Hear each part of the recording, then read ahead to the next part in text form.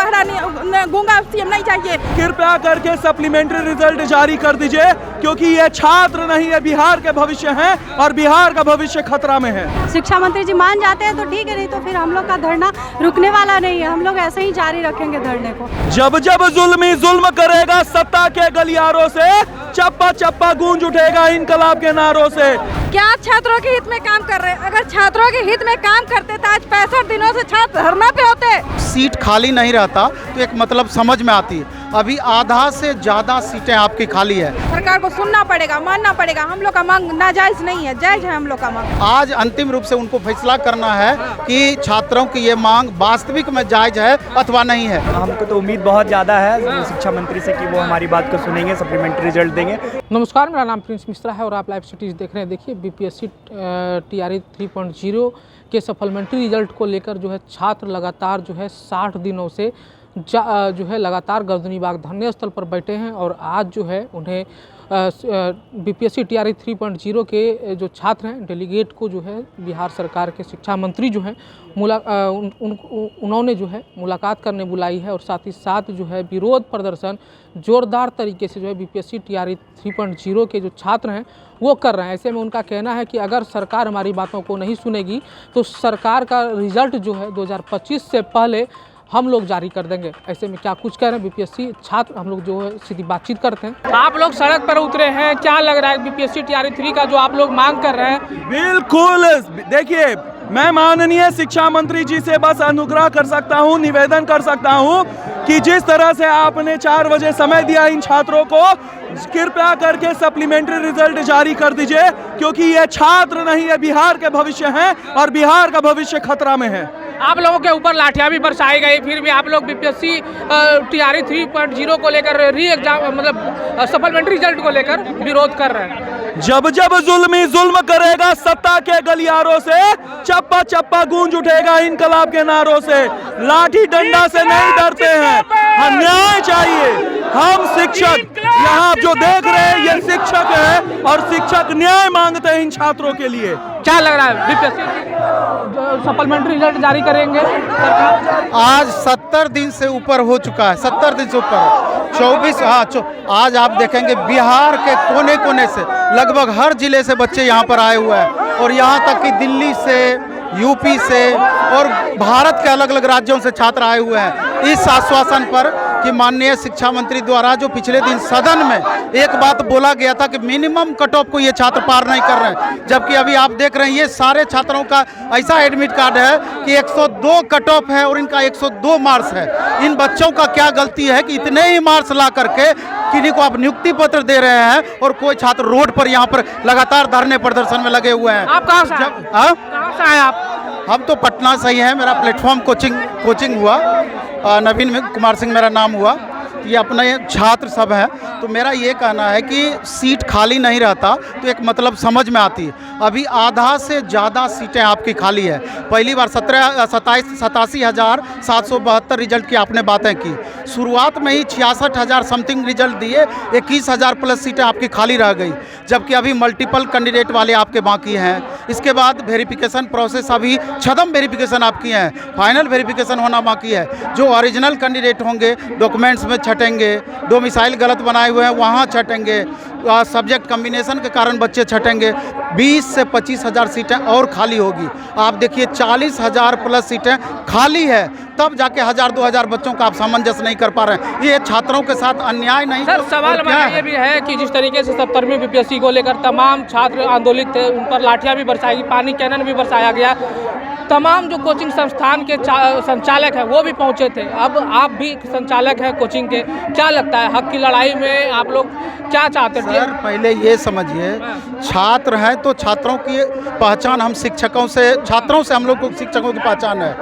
आज छात्र परेशानी में है तो क्या शिक्षक का ये कर्तव्य नहीं होना चाहिए कि आज छात्र परेशान है तो उनके कंधे से कंधे मिला करके उनका साथ दें? कोई गलत चीज़ का साथ? कहाँ तक साथ? कोई आतंकवादी हम लोग? कहाँ तक साथ दीजिएगा? जब तक संभव होगा, जब तक छात्र डटे रहेंगे, जब तक उम्मीदें रहेंगी, तब तक इन छात्रों के साथ हम रहेंगे। उम्मीद हमारा खत्म हो जाएगा कि इन सरकार सब हमारी उम्मीद नहीं है, हम लोग बैठ जाएंगे। लगातार आज 70 दिन होने को चला है। माननीय शिक्षा मंत्री जी आज आश्वासन दिए हैं कि आज बीपीएससी के प्रतिनिधि रहेंगे, माननीय शिक्षा मंत्री रहेंगे और छात्रों के प्रतिनिधि रहेंगे। आज अंतिम रूप से उनको फैसला करना है कि छात्रों की ये मांग वास्तविक में जायज़ है अथवा नहीं है। जब TRE 1 में आप सप्लीमेंट्री रिजल्ट दे चुके हैं तो अभी क्या परेशानी हो गई कि अभी रिजल्ट आप नहीं दे पा रहे हैं। 120 में 102 नंबर बच्चे लाए हुए हैं और बच्चे रोड पे बैठे हुए हैं। ये तो कोई भी अनरा बहिरा काना कोई भी देखेगा तो एक बार में समझ में आ जाएगा कि इन लोगों के साथ गलत हो रहा है। तो आपको समझ में नहीं आ रहा है। दोषी कौन है सर? सरकार दोषी है, आयोग दोषी है? क्योंकि आयोग ने तो स्पष्ट शिक्षा विभाग बीपीएससी के कंधे पे रख करके बंदूक चला रही है। बीपीएससी यहाँ तक नोटिस निकाल दी है बजाबते, तभी इन लोगों का मनोबल भी बढ़ा है। बीपीएससी नोटिस निकाल दी कि अगर शिक्षा विभाग की तरफ से ऑर्डर आता है, आदेश आता है, तो हम आदेश का पालन करेंगे और हम सप्लीमेंट्री रिजल्ट जारी करेंगे। अब शिक्षा विभाग और सरकार को सोचना है कि इन बच्चों के पक्ष में आप क्या कर रहे हैं, क्या इन लोगों को आप न्याय दे रहे हैं कि इन लोगों के साथ अन्याय कर रहे हैं। ये फैसला सरकार को करना है।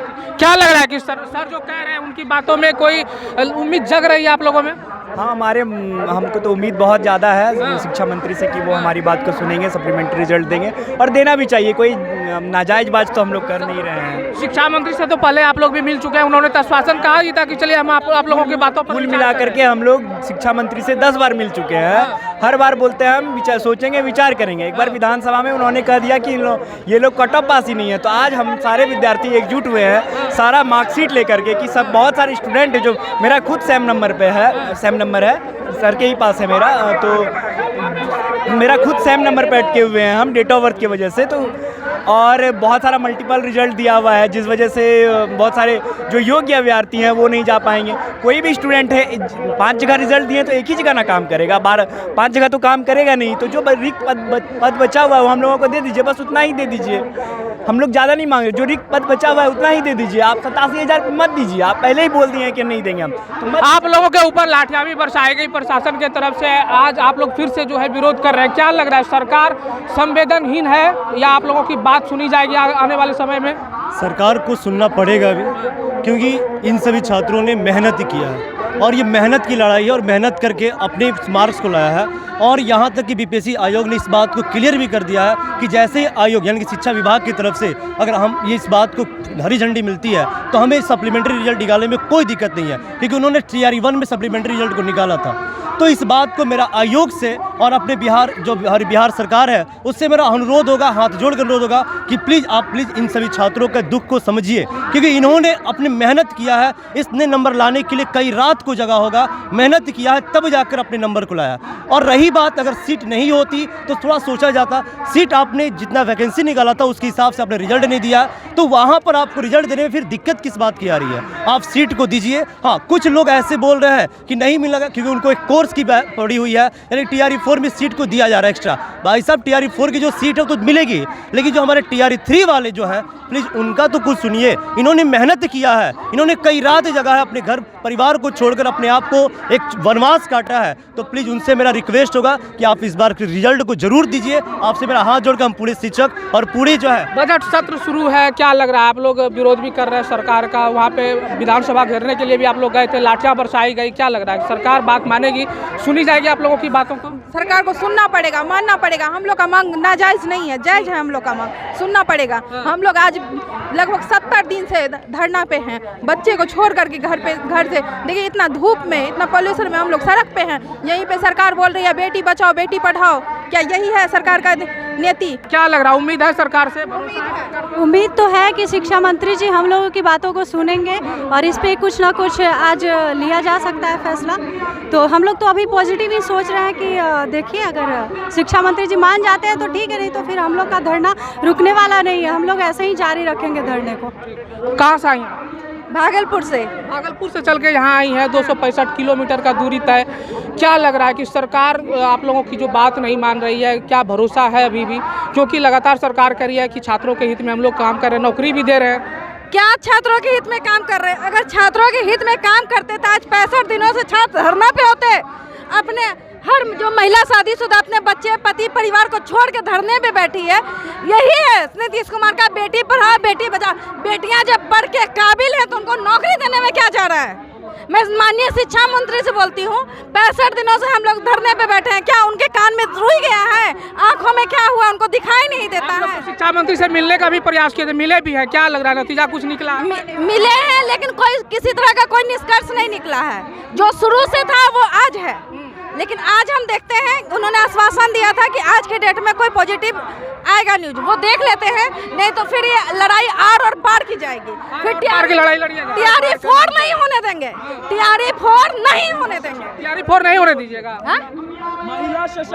महिला सशक्तिकरण को जो डंका पीटा जाता है कि हम महिला के लिए उत्थान करते, क्या महिला के लिए आप उत्थान कर रहे हैं? आप अपने हक के लिए लड़ाई लड़ रहे हैं, आप क्या चाहिए जी? हक के लिए लड़ाई करो तो हक छीना ही क्यों जाता है? हम हक छीनेंगे क्यों जो हमको लड़ना पड़ेगा, ये बताइए। लड़ने की नौबत क्यों आएगी? हम कटा पार किए, हमको नौकरी दीजिए, सीधी सी बात है। पहली बात कि आप डोमिसाइल लगाना चाहिए, तो आप डोमिसाइल नहीं लगाते, जो कि बिहारियों का हक है हम लोग का, कि हमको हक है, वो हक कई जगहों पे डोमिसाइल नीति भी है। अब क्या होगा, सरकार अपने बात से ही पलट जाती है, तो नहीं लागू कर रहे हैं। हर हम लोग बिहारी जहाँ भी जाते हैं वहाँ से धक्के मार करके भगा दिए जाते हैं, लेकिन यहाँ पे क्यों? घर में, मेरे घर में अन्न का दाना नहीं है, बाहर भंडारा चलेगा, नहीं चलने देंगे। ऐसा CM नहीं चाहिए हमको, ऐसा अंधा बहरा गूंगा CM नहीं चाहिए। यहाँ हम अन्न के लिए तरस रहे हैं, भूखे पेट रह रहे हैं और बाहर भंडारा कर रहे हैं। हम लोग कोई अमीर लोग नहीं है। सर मैं बोल रहा हूँ कि वोट, कि बिहार सरकार से मैं ये बोलना चाहता हूँ कि वोट तो बाहर वाला नहीं देगा, जब भी देगा वोट देगा आपको तो पटना वाले ही देंगे वोट, बिहार वाले ही देंगे वोट, बिहार के बाहर तो कोई वोट नहीं देगा।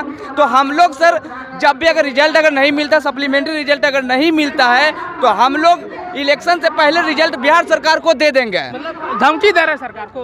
धमकी नहीं दे रहे, लेकिन जब जिस तरह से हम लोगों पर कर रहे रिजल्ट, जब कट ऑफ के पार भी है फिर भी सदन में झूठ बोल रहे थे, तो उनके पास डेटा नहीं होता है क्या, या किसी के दबाव में बोल रहे थे? शिक्षा मंत्री किसी के दबाव में बोल रहे थे, तो आप अपने पद की गरिमा को भी तो ख्याल रखिए आप।